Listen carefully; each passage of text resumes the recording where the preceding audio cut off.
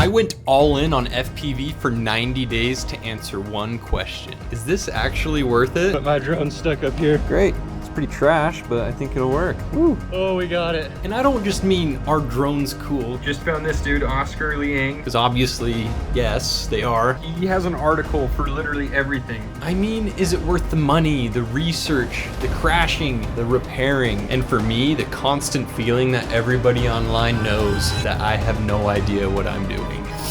Holy crap! 90 days ago, my friend broke out an FPV drone while we were out rock climbing, and I thought it would be a fun hobby to try out. I was very wrong. Since then, I spent 20 hours learning how to fly in the simulator, buying my first tinywhoop, crashed more times than I can count, upgraded my gear, learned how to solder, got my hands on my first brand collaboration, and somehow built an entire YouTube channel around essentially being confused in public.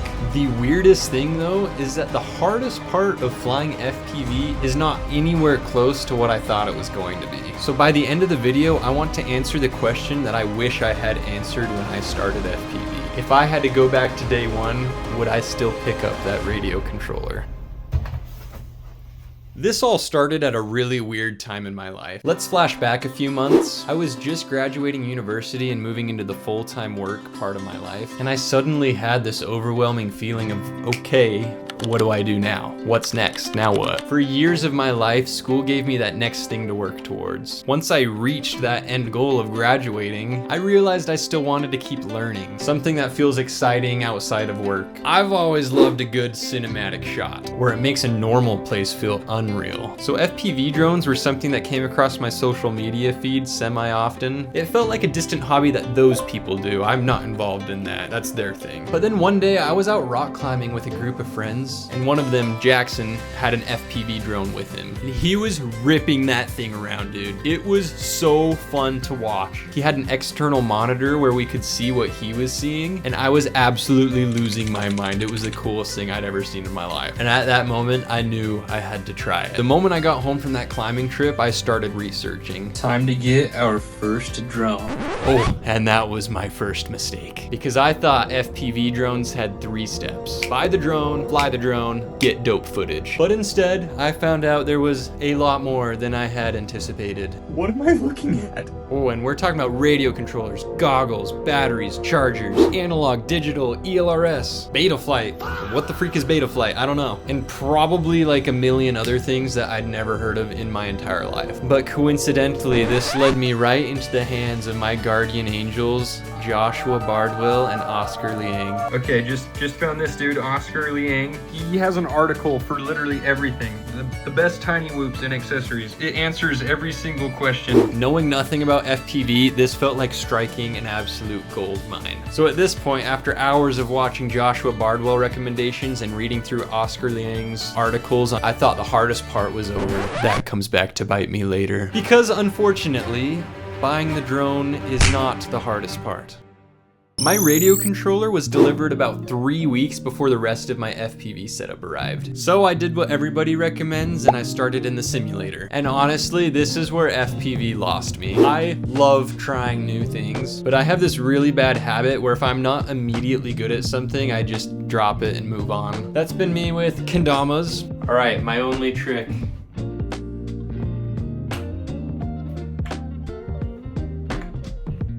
Butterfly knives. Extend to my skills on this bad boy. And video games. Gosh, I'm so bad at video games. Basically anything where the first stage is being terrible at it, I would drop it and move on. The real friction here is that FPV is exactly that.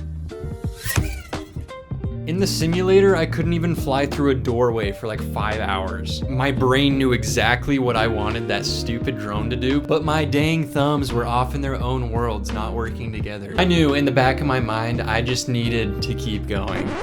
You're only bad at something for as long as you keep giving up. If you keep trying, eventually you have no choice but to get better at it. And after a while, things started to click. Not gracefully, but enough that I did not quit. Then the doorbell rang and I finally had my first FPV set up in my hands. We're talking the Air 65-2 Freestyle, the Beta FPV For goggles, the lipos, the charger, the whole beginner pile of stuff that managed to simultaneously feel exciting and absolutely terrifying. Cause only heaven knows how long it took me to set everything up. But I figured it out and I finally flew in real life for the first time. All right, here we are doing the maiden voyage. I am very excited. I've been waiting for this for weeks and flying. Oh my gosh. Okay, this is freaking sick. It's definitely different than the simulator. Oh yeah, did I just see the low battery warning? Woo!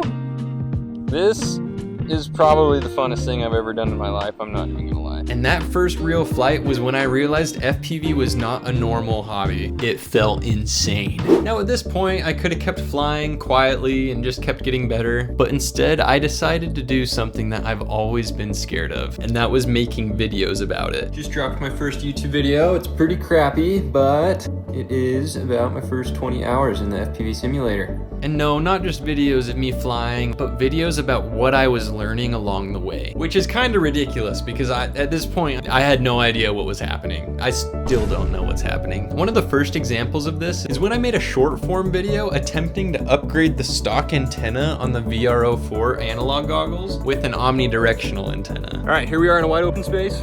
We're gonna see if the For Beta FPV goggle stock antenna is really worse than this off-brand lollipop antenna. I didn't even know what an omnidirectional antenna was, let alone that there was different types of antennas. Honestly, it still doesn't really make sense to me, but we're learning. And a lot of you seem to like this little antenna mount that I 3D modeled. You can find that on my Maker World if you're interested. But this became a huge part of the channel and my FPV journey. I wasn't trying to act like an expert, and I hope it never comes off that way. I'm just trying to show the process of figuring things out from a beginner's perspective. And funny enough, that seems to be what a lot of people are connecting with. Because when you're first getting into FPV, all the media surrounding it feels like it was written for somebody who's already in the space and understands FPV. So I started making the videos I wish I had when I was trying to figure everything out. That's also how one of my most popular videos happened. I was watching a Joshua Bardwell video about VTX power output and kind of thought to myself, Imagine if I could do it with the scroll wheel instead of a switch.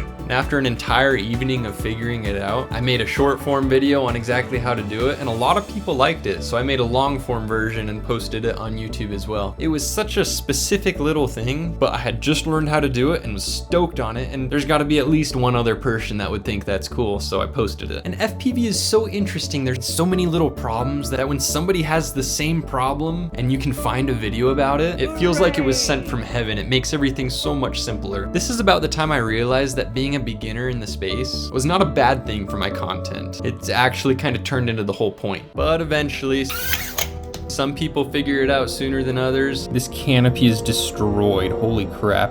FPV isn't just about flying, it's about fixing. And this is where that earlier idea comes back. I thought the hardest part about FPV was gonna be figuring out what to buy.